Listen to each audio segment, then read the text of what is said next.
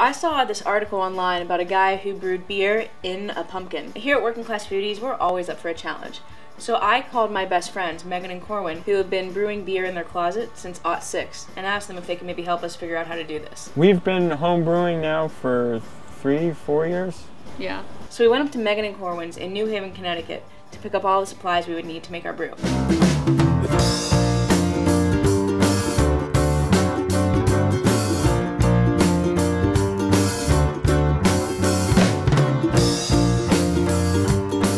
This week on Working Class Foodies. First, we hit up the orchard to get 2 pumpkins, one to brew in and one to flavor the beer. Then we went by Maltos Express to buy the hops, malts, and grains we need to make our beer.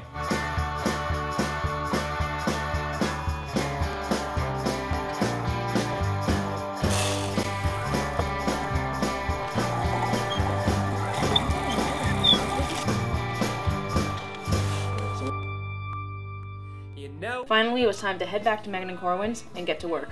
You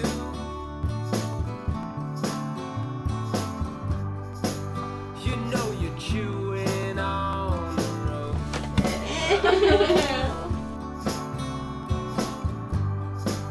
Well, it's the only thing holding you back from your own hapless death. But your eyes are filled with hope. Wouldn't it be nice? Well, this is an ale. It's a light ale that we put some pumpkin in when we made the wort. And the valley is wide and everybody can see. And here you're so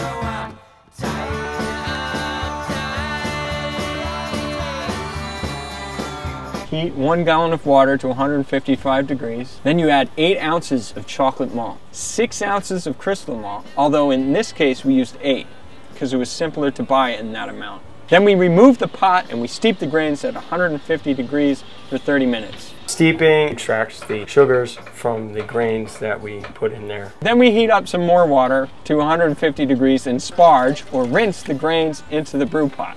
Then we bring the water to a boil, removed it from the heat, and then we added FUGGLES, which is the hops we were using, our malt extract. This is a very light sugar, so the yeast will eat this and turn it into alcohol. And our LYLE'S golden syrup. I think we have a lot of pumpkin.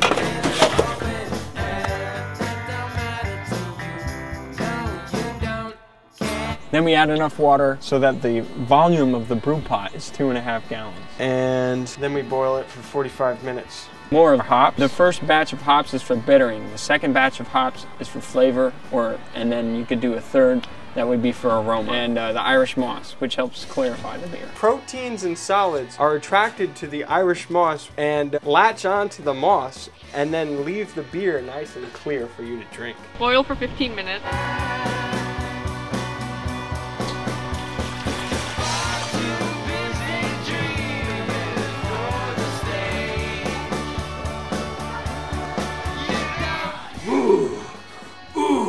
Sanitizing gets me so hot.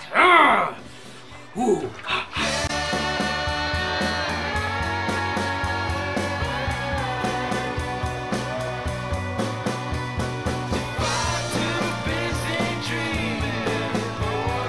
If you don't have a wort chiller, which most people don't, it takes a really long time to chill 5 gallons of water to boiling water. Yeah, to 70 degrees. Something that first-time brewers should consider is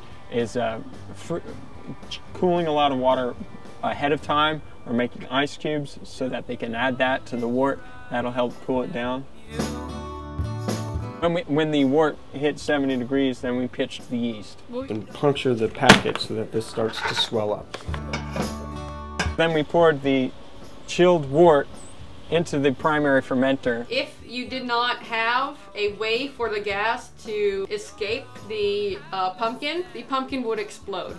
So this thing that we've rigged up here will allow the gas to escape through the tube and go through this water. The water serves as a way that nothing will get into the pumpkin, but it also allows the gas to leave the pumpkin.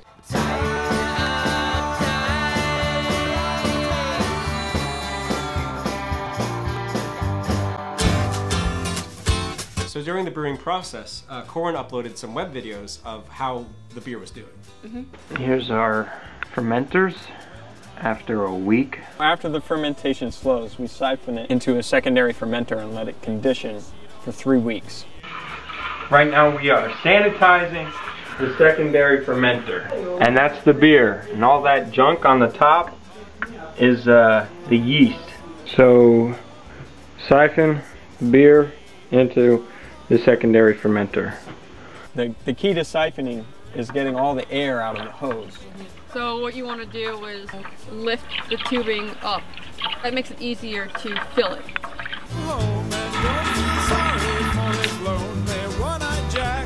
Almost empty.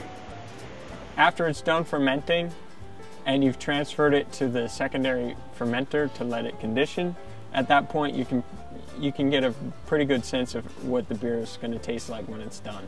And now the real test to see whether it's poisonous or not. I will volunteer myself and my health to test a little of the beer. To your health.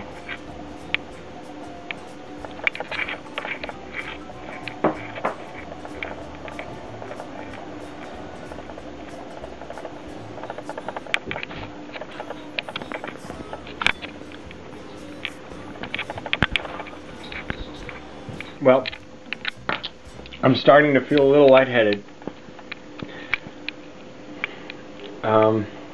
We were just talking about it. Has the aroma of baking soda and vinegar, apparently. It sort of tastes like the mouthwash you would use after you vomited. Alright, so we've got the beer transferred into the secondary carboy, and now it'll just sit and clarify for a week or 2 weeks until we decide to bottle it.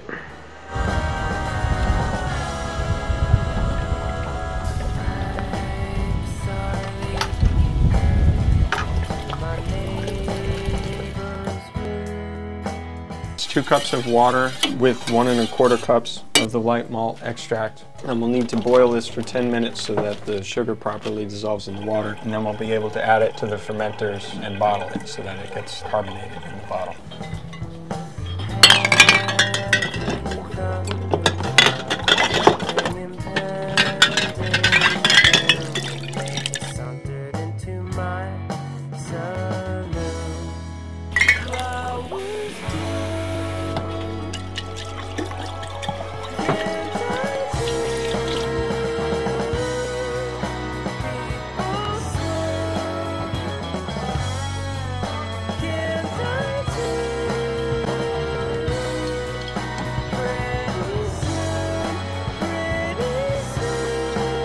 The more air you get out of the tube and the bottling attachment, the better. The faster the siphon will go. Because look, it's like it's flying now.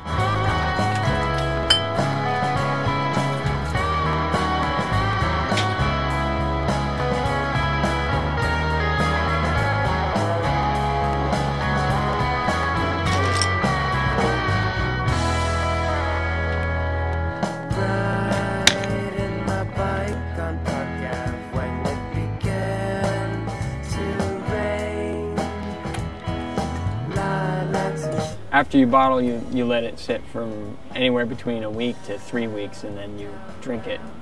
Get smashed. Right now it tastes sort of like a flat amber ale, I want to say.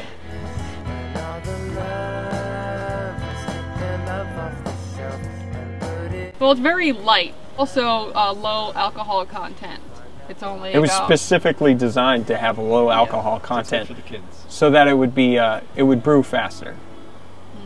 Well, it's like 3.8% alcohol.